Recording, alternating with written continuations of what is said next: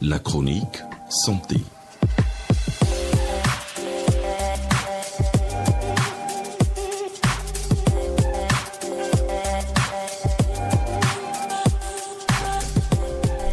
À l'occasion de la journée mondiale sur la santé bucco-dentaire qui sera célébrée le 20 mars prochain, il est important de vous entretenir sur les caries, tartres, gencives irritées, dents déchaussées même, mal placées ou encore la mauvaise haleine. Avec un spécialiste, nous vous dirons comment prendre soin de votre bouche, de vos dents aussi, et nous reviendrons sur l'impact des problèmes bucco-dentaires sur la santé en général. Et pour en parler, Dr Jean-Guy Adjala qui est avec nous, il est point focal santé bucco-dentaire au niveau du PNLMNT, entendez Programme national de lutte contre les maladies non transmissibles. Docteur, déjà dites-nous pourquoi dédier une journée selon vous à la santé bucco-dentaire? Alors, le 20 mars de chaque année, c'est une occasion précieuse pour sensibiliser sur les affections bucco-dentaires, promouvoir la santé bucco-dentaire parce que la santé bucco-dentaire est un pilier fondamental du bien-être général qui est souvent relégué au second plan. D'accord. Donc du coup, il est important à vous entendre qu'on prenne soin de nos dents. Mais comment justement faire? Quelle est la procédure? Pour prendre soin de la cavité buccale, oui, il faut avoir une bonne hygiène bucco-dentaire, c'est-à-dire brossage après chaque repas. Il faut avoir ce réflexe d'aller en visite systématique de contrôle chez le chirurgien dentiste. Combien de fois? 2 fois par an ou 1 fois par an. Ok. Et puis réduire la consommation des sucres dans l'aliment. Les sucres jouent quel rôle? Parce que dans le processus carieux, il faut savoir que les bactéries que nous avons dans la cavité buccale transforment les sucres en acide. Et c'est cet acide qui a un pouvoir corrosif sur l'émail. D'accord. Mais alors, est-ce que ça permet par exemple d'éviter certaines maladies? Si oui, lesquelles? L'hygiène bucco-dentaire. Oui, quand on a une bonne hygiène bucco-dentaire, on évite l'apparition de caries. On évite également les maladies des tissus de soutien de nos dents, c'est-à-dire les gencives. D'accord. Et quel est l'impact des problèmes bucco-dentaires sur la santé, mais de façon générale, docteur?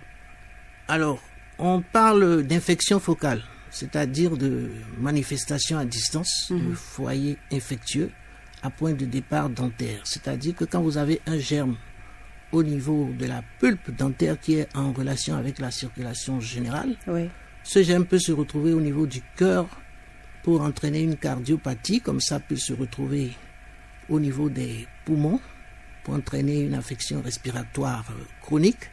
Ça peut même se retrouver au niveau du système nerveux central pour entraîner des neuropathies, ainsi de suite. Mais on ne s'en rend pas toujours compte. À quel moment ça intervient tout ça?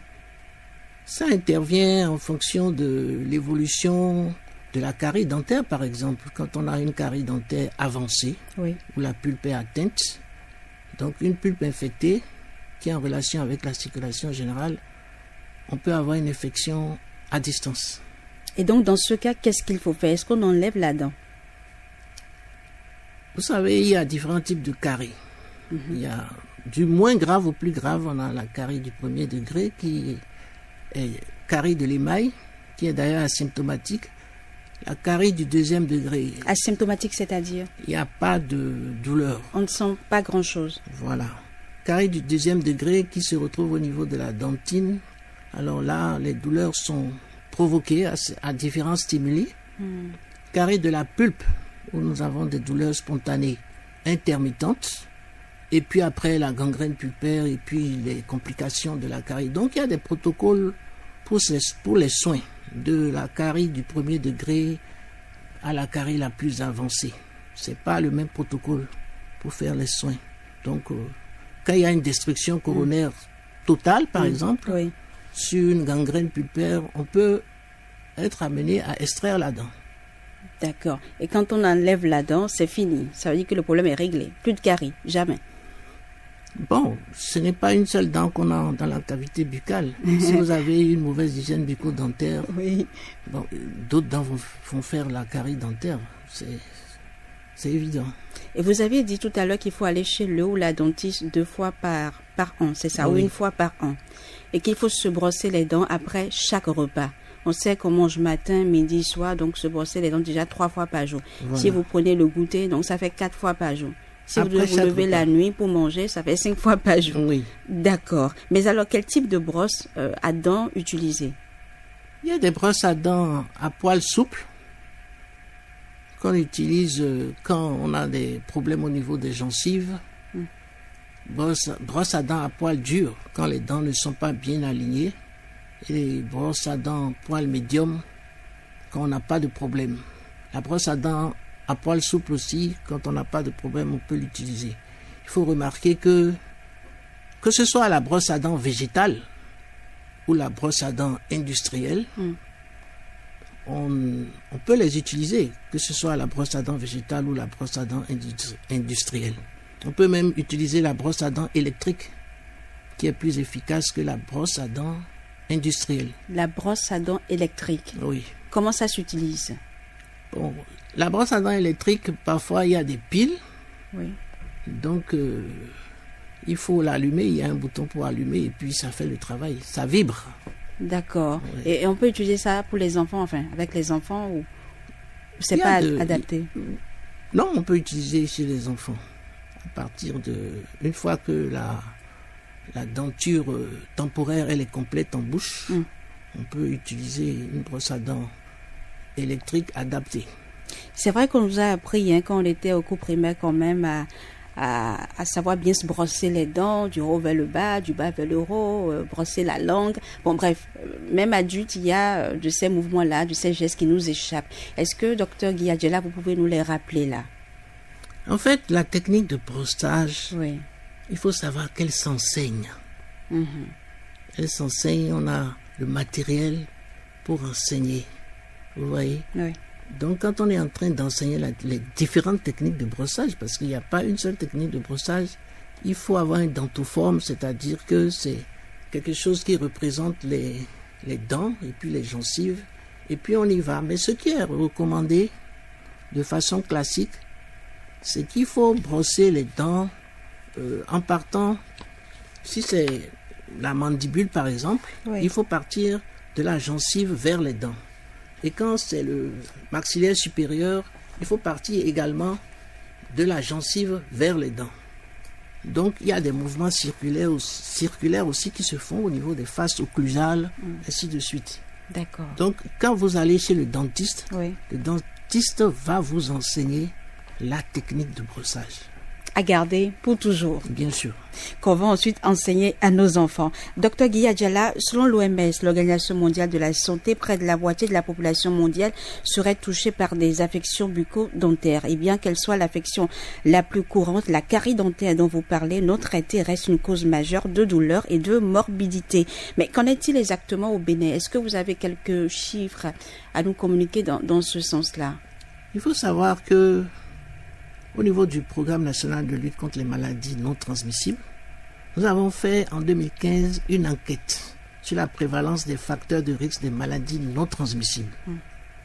Et cette enquête a montré déjà que sur 5113 sujets enquêtés, 1% seulement avaient consulté un chirurgien dentiste. Et sur les 5113 sujets enquêtés, 99,5% se nettoyaient la bouche une seule fois.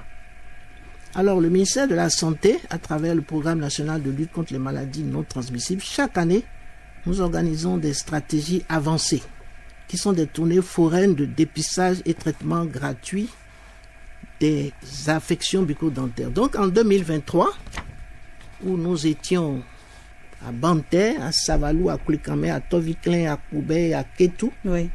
523 personnes ont été consultées, dépistées. Et il y avait un pourcentage de 55,83% de caries, de cas de caries. En 2024, nous étions à Niki, Perere, à Lada, Tofo, à Vrankou, à Dra, où on a pu dépister 447 personnes qui ont été consultées avec un pourcentage de 45,19% de cas de carie. Et quelle interprétation vous faites de ces chiffres-là?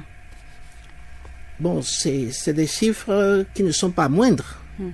Ça veut dire que les populations ont un accès difficile aux structures de soins bucco-dentaires.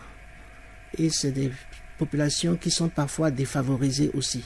C'est pour ça que nous organisons des stratégies avancées pour aller vers ces populations. D'accord. Docteur Guilla Diala, et ceux qui préfèrent la brosse végétale cure-dent, est-ce que c'est recommandé? Bien sûr que c'est recommandé. La brosse végétale qu'on appelle à l'eau, en fond. Voilà. Donc ça gêne pas. Parce que les gens disent Mais que il non. ne faut pas une utilisation intempestive de la brosse végétale, parce que c'est une tige. C'est vrai que en mâchonnant le bout, on fait une touffe, mais ça reste quand même une tige. Quand vous avez une utilisation intempestive de la brosse végétale, Oui.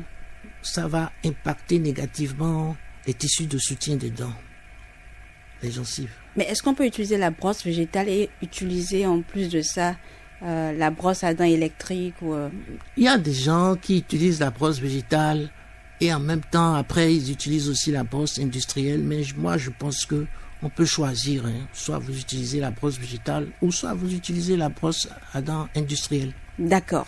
La prise en charge à un stade précoce, est-ce que ça permet d'éviter les maladies bucco-dentaires dont on avait parlé un peu plus haut? Oui, comme je disais tantôt, Oui.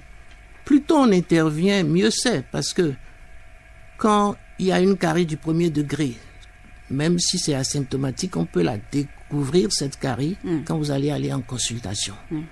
On va la traiter, on ne va pas l'extraire.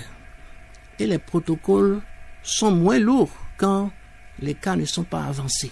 D'accord. Mais quelles sont les actions au niveau du ministère de la Santé ou du programme, par exemple, que vous faites pour davantage sensibiliser les populations qui ne sont pas forcément trop habituées à aller chez un dentiste ou une dentiste?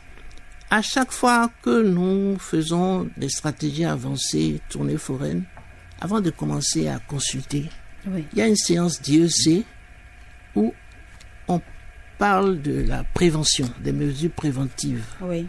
des affections bucco-dentaires. On enseigne aux populations les techniques de brossage. En dehors de ça, nous faisons des émissions dans les radios locales, toujours pour sensibiliser les populations contre les affections bucco-dentaires. Nous avons eu également à réaliser des affiches sur la prévention des affections bucco-dentaires. D'accord. Tout ce que vous dites, ça intéresse beaucoup les auditeurs et surtout Albert Ogoudidji. À Paris, il m'a soufflé qu'il a une petite question pour vous, docteur. Oh oui, quand on a perdu une dent pour usage abusif de choses trop sucrées quand on était petit, à écouter tout ce qui touche à la santé buccale, en tout cas, moi, m'intéresse. Mais la question que j'ai pour le docteur, avec votre permission, c'est de savoir un peu l'utilité d'un dentifrice et justement comment on choisit son dentifrice. Est-ce que c'est par âge ou c'est je vais à la pharmacie, je vais chez la dame à côté, je vois un dentifrice et je commence par l'utiliser? Pour les enfants, il y a des dentifrices fluorés qui sont par âge. On a des dentifrices de 2 à 6 ans. Ça, c'est en fonction de la quantité de fluor qu'on met dans la pâte dentifrice. Il y a des dentifrices de 6 à 12 ans. Ok. Alors, maintenant, pour les grandes personnes, il y a des dentifrices qui sont comme des médicaments parce que ça prévient les maladies des gencives, les parodontopathies. Il y a des dentifrices qui sont faits pour, blanchir les dents. Vous voyez un peu. Donc, c'est le chirurgien dentiste, quand vous allez aller en consultation, qui va vous dire quel genre de pâte vous allez utiliser. Mais parfois, ce sont des pâtes qui coûtent cher, et puis vous n'avez pas forcément... Non, pour ceux qui cher, sont c'est discutable, parce que il faut déjà acheter sa pâte dentifrice à la pharmacie. Pas au marché, parce que les pâtes dentifrice que les gens achètent dans les marchés, c'est des pâtes dentifrice qui ne sont pas bien conservées. Donc, ça peut être porter préjudice. Par rapport à la question sur la brosse végétale, ça m'amène à vous poser une question par rapport au pic-dents qu'on utilise souvent pour lorsqu'on mange, voilà, pour enlever un peu les débris des nourritures là, de nos dents. Est-ce que c'est conseillé? Non, les pics-dents ne sont pas conseillés. ce que l'on recommande, c'est les fils de soie. Et ça se vend dans les pharmacies. Et puis, il y a une façon de l'utiliser, les fils de soie. Mais c'est pas difficile à utiliser. Parce que quand vous utilisez les pics dents, ça détruit les espaces interdentaires où ça peut porter préjudice à vos gencives. Mais il y a certains dentistes qui recommandent même qu'on utilise simplement notre langue là pour donc enlever peut-être la viande qui est restée entre les dents et tout. Bon, quand vous voyez la forme de la langue, moi je ne pense pas que la langue puisse bien faire ce travail-là. D'accord, docteur. Le 20 mars prochain, on en parlait, c'est la Journée mondiale de la santé bucco-dentaire. Est-ce que vous avez des activités prévues au niveau du programme du PNLMNT? Oui, nous allons faire cette émission que nous sommes en train de faire. Nous allons la faire avec d'autres journalistes. D'accord. Toujours pour continuer à sensibiliser. Et nous allons apporter notre soutien également à l'association des chirurgiens dentistes du Bénin qui organise des tournées foraines de dépistage et de traitement gratuit. D'accord. Paraît-il que lorsque vous prenez de l'âge et que vous devenez une personne âgée du 3e âge, vous perdez pratiquement toutes vos dents. C'est-à-dire que nous, les trois ici dans ce studio, lorsqu'on aura 70 ans, 75 ans, on n'aura plus nos dents. De vous d'abord. Non, mais c'est une rumeur, je ne sais pas si c'est confirmé. Ah, de parler de moi d'abord. D'accord. Est-ce que quand Alette aura 70 ans, 75 ans, j'aurai encore toutes mes dents en place, docteur Guiadjala? Oui, je pense, pourquoi pas. Parce que si vous avez une bonne hygiène bucco-dentaire, vous allez avoir toutes vos dents, même à 90 ans. Voilà, vous voyez. Ça ne se pose pas. Je peux vous rassurer que j'aurai mes dents jusqu'à 90 ans. Bien sûr, j'en suis rassurée, effectivement. Merci à vous, docteur Jean-Guy Adjala. Vous êtes point focal santé bucco-dentaire au PNLMNT, Programme national de lutte contre les maladies non transmissibles. Quelque chose à ajouter pour conclure? Bon, je vais demander à nos populations d'avoir toujours ce réflexe de la visite systématique de contrôle. Il ne faut pas attendre qu'il y ait un problème avant d'aller chez le chirurgien dentiste. Parce que les gens arrivent tard quand le mal est avancé. Donc il faut faire la visite de contrôle pour que le chirurgien dentiste puisse vérifier, voir s'il n'y a pas de problème. C'est très important. D'accord. Si vous permettez, il y a beaucoup de rumeurs par rapport à la santé, à l'hygiène bucco-dentaire. Lorsqu'une dent tombe, lorsque vous êtes enfant qu'une dent tombe, on dit il faut jeter ça, envoyer ça sur la tôle, voilà et tout. Est-ce que c'est juste des rumeurs ou qu'est-ce que ça a à voir? Est-ce que scientifiquement parlant, c'est prouvé? Non, scientifiquement parlant, c'est pas prouvé. C'est comme ils disent aussi que quand vous perdez une dent, il ne faut pas la laisser traîner parce que la souris peut passer. Voilà. Et puis donc ça, bon, il n'y a rien de scientifique là en tout cas. D'accord. Et puis aller chez un dentiste, oui, mais il y a aussi, je ne sais pas si c'est bien régulé actuellement, sinon il y a beaucoup de cabinets de dentistes aussi qui ne sont pas vraiment qualifiés. Voilà. Comment trouver le bon ou la bonne dentiste? Si vous allez dans un hôpital, oui, où il y a un service de stomatologie, vous êtes sûr d'avoir un bon chirurgien dentiste. De la même manière, quand vous allez dans un cabinet dentaire qui est bien installé, oui, il y a un chirurgien dentiste qualifié. Message reçu, docteur Jean-Guy Adjala, point focal santé bucco-dentaire au PNLMNT. Merci à Albert et à Nial qui ont aussi contribué donc à l'enrichissement, je vais dire, de cet entretien. Docteur, on vous souhaite de passer une excellente journée. Merci, pareillement. Un excellent début de week-end.